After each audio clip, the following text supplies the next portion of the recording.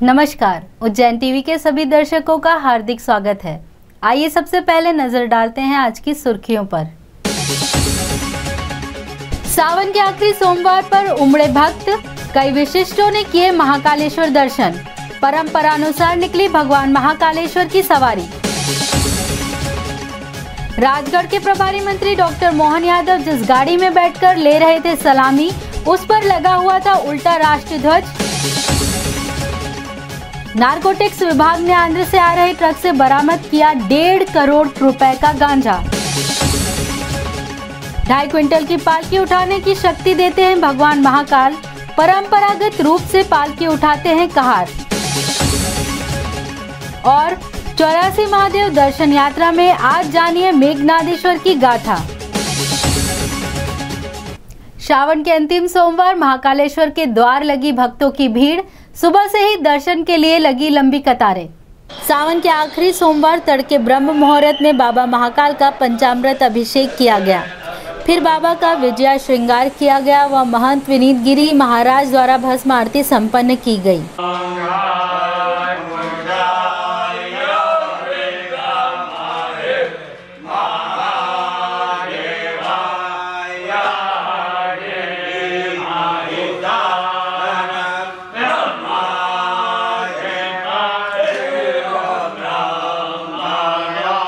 इसके बाद बाबा महाकाल का चंदन, कुमकुम, भांग, बेलपत्र, फल आदि से अद्भुत श्रृंगार किया गया।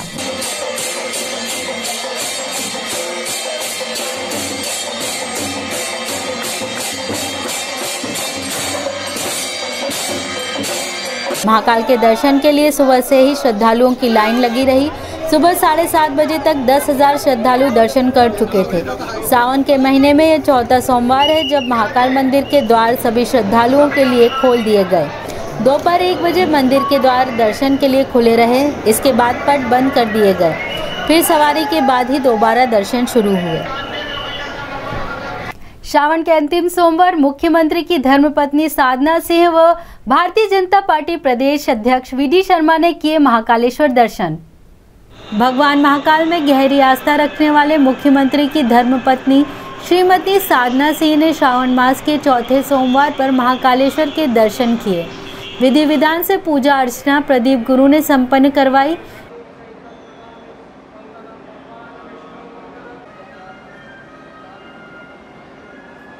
इस क्रम में भारतीय जनता पार्टी के प्रदेश अध्यक्ष वी.डी. शर्मा भी महाकाल के दरबार में हाजिरी लगाने पहुंचे।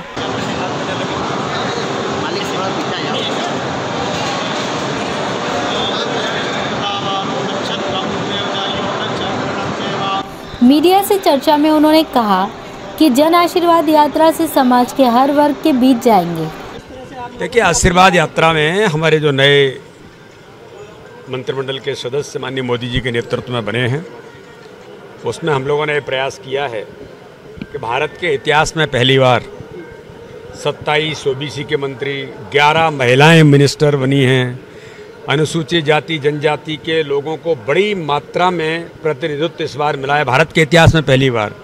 इसलिए जन आशीर्वाद यात्रा के माध्यम से जनता के बीच में, समाज बंधुओं के बीच में हमारे सभी मंत्री आज से यात्रा प्रारंभ हुई है। कुछ लोग 19 तारीख से प्रारंभ करेंगे, कुछ लोगों की आज से शुरू हुई है। इसलिए कोरोना के प्रोटोकॉल के तहत हमने प्रयास किया है कि कोरोना का ये संकट है, अभी एकदम इससे हम बाहर नहीं हुए हैं। भगवान से ये भी हमने प्रार्थना की है कि कोरोना के संकट से, वैसे तो बाबा महाकाल का आशीर्वाद है कि मध्य प्रदेश इससे काफ़ी कुछ बचा है और आगामी समय में भी हमको आशीर्वाद मिले कि इस प्रकार के संकट से मध्य प्रदेश इससे निजात पाए। और इस आशीर्वाद यात्रा में भी सभी मंत्री हमारे कोरोना प्रोटोकॉल के तहत जो नॉर्म्स हैं उसके तहत ही यात्रा करेंगे। श्रावण के चौथे सोमवार बाबा महाकाल शाही ठाट बाट से निकले नगर भ्रमण पर। निर्धारित समय से शिप्रा पूजन पश्चात महाकाल लौटी पालकी। भगवान श्री महाकालेश्वर की श्रावण भाद्रपद माह में निकलने वाली सवारियों के क्रम में श्रावण माह के चौथे सोमवार भगवान श्री चंद्रमौलेश्वर चांदी की पालकी में विराजित होकर नगर भ्रमण पर निकले। साथ ही श्रीमान महेश ने हाथी पर विराजित होकर भक्तों को दर्शन दिए। कोविड प्रोटोकॉल के तहत श्रावण माह की चौथी सवारी में भी सवारी का स्वरूप पिछली 3 सवारियों की तरह रहा। सभा मंडप में परंपरागत पूजन के पश्चात सवारी मुख्य द्वार से बड़ा गणेश मंदिर के सामने से होते हुए हरसिद्धि मंदिर के समीप से होकर नरसी घाट रोड सिद्धाश्रम के सामने से शिप्रा तट रामघाट पहुंची।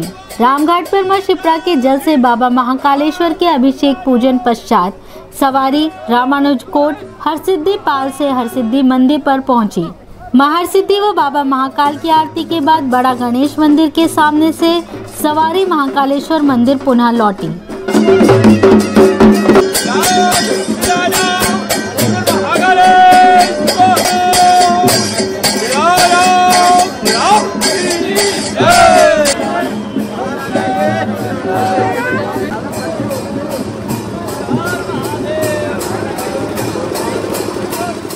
प्रभारी मंत्री ने जिस गाड़ी में बैठकर स्वाधीनता दिवस पर परेड की सलामी ली, उस गाड़ी पर लगा था उल्टा राष्ट्रीय ध्वज।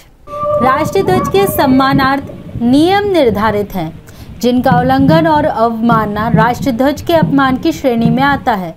बावजूद इसके जब तब ऐसे प्रसंग घटित होते रहते हैं, वह भी तब जब वह माननीयों की उपस्थिति हो। हालिया प्रसंग यह है कि राजगढ़ के प्रभारी मंत्री डॉक्टर मोहन यादव जिस वाहन में बैठकर सलामी ले रहे थे, स्वाधीनता दिवस के राष्ट्रीय पर्व पर उस गाड़ी पर जो राष्ट्रीय ध्वज लगा था वह उल्टा था, अर्थात केसरिया पट्टी नीचे थी और हरी पट्टी ऊपर थी। ऐसा होना निर्धारित नियमों का उल्लंघन माना जाता है। बहरहाल यह जनचर्चा का विषय है कि ऐसा क्यों हुआ। नारकोटिक्स विभाग और पुलिस ने संयुक्त कार्रवाई करते हुए आंध्र से उज्जैन लाए जा रहे 1 करोड़ 65 लाख के गांजे को किया जब्त। नारकोटिक्स सेंट्रल ब्यूरो ने उज्जैन के पास थराना से 1 करोड़ 65 लाख रुपए का गांजा जब्त किया है। इंदौर नारकोटिक्स और तराना पुलिस ने संयुक्त रूप से यह कार्रवाई की। आंध्र प्रदेश से उज्जैन आ रहे ट्रक की इस खेप में 1376 किलोग्राम गांजा था, जिसका अंतर्राष्ट्रीय बाजार मूल्य 1 करोड़ 65 लाख रुपए है। गांजे के साथ उज्जैन के 2 आरोपियों को भी पुलिस ने पकड़ा। एनसीबी इंदौर को सूचना मिली थी कि यह ट्रक आंध्र प्रदेश से चलकर छत्तीसगढ़ के रास्ते उज्जैन आ रहा है। इससे पहले ही एनसीबी और पुलिस ने तराना में से पकड़ लिया। ट्रक RJ17GA6181 को रुकवाकर तलाशी ली। ट्रक में छोटे छोटे पैकेट रखे थे, सभी को ब्राउन टेप से पैक किया गया था। इन्हें खोलकर देखा तो गांजा निकला। मौके पर ही उज्जैन निवासी आरोपी शेरू खां और महबूब अली को पुलिस ने गिरफ्तार कर लिया।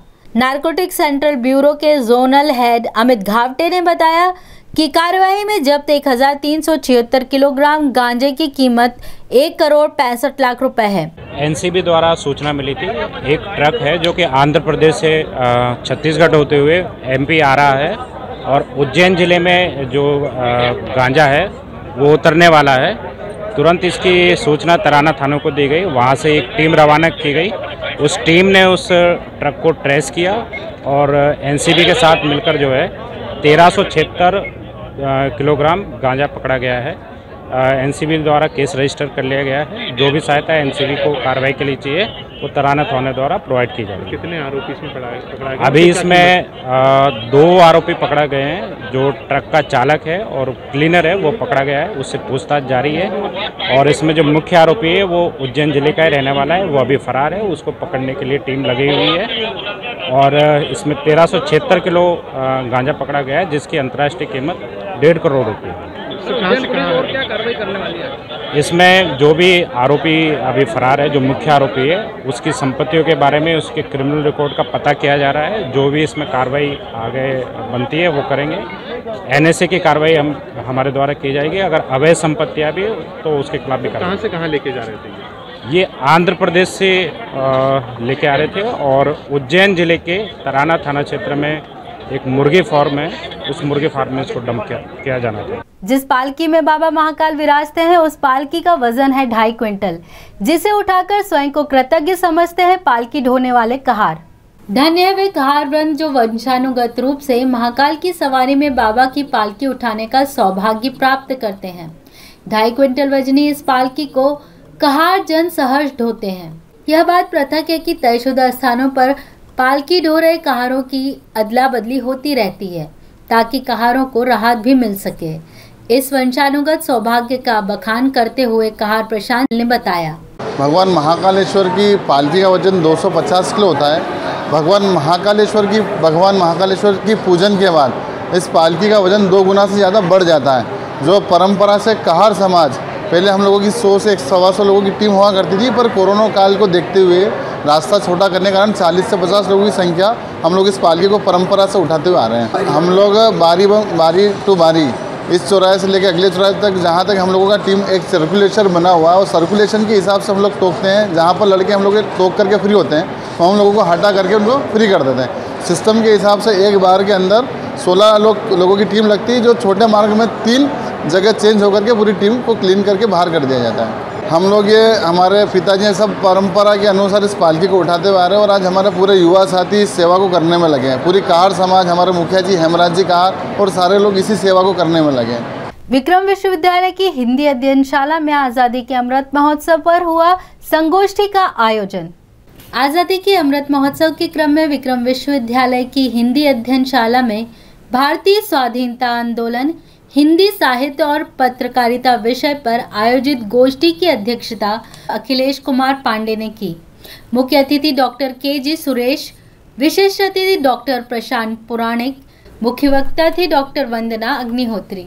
विश्वविद्यालय के कुलानुशासक डॉक्टर शैलेंद्र शर्मा के मार्गदर्शन में एवं विषय विशेषज्ञ हिना तिवारी के सहयोग और दिशा प्रदर्शन में छात्रों द्वारा लगाई गई फोटो प्रदर्शनी का अतिथियों ने उद्घाटन व अवलोकन किया। 84 महादेव दर्शन यात्रा में आज कीजिए मेघनादेश्वर महादेव के दर्शन और जानिए उनकी गाथा, जो छोटा सराफा में स्थित होकर इस श्रृंखला में अपना 23वां स्थान रखते हैं।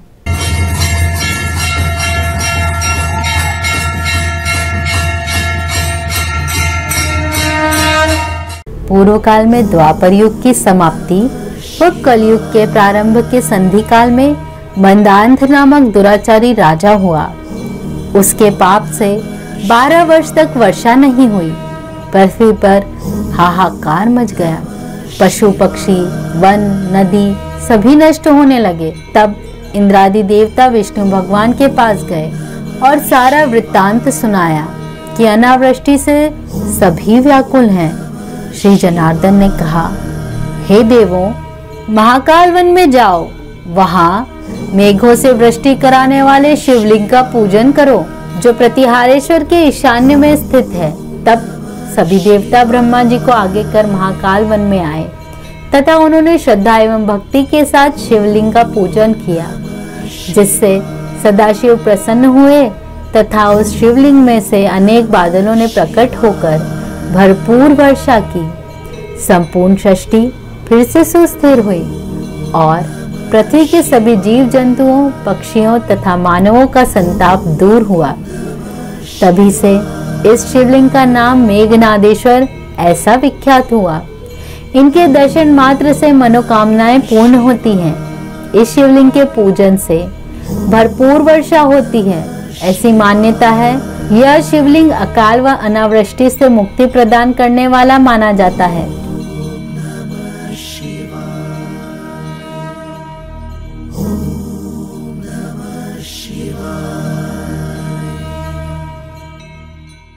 आइए अब एक नजर डालते हैं वेधशाला से प्राप्त मौसम के आंकड़ों पर।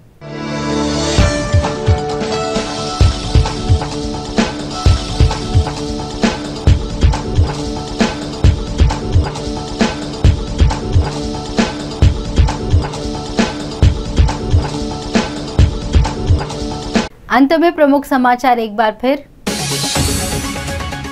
सावन के आखिरी सोमवार पर उमड़े भक्त, कई विशिष्टों ने किए महाकालेश्वर दर्शन।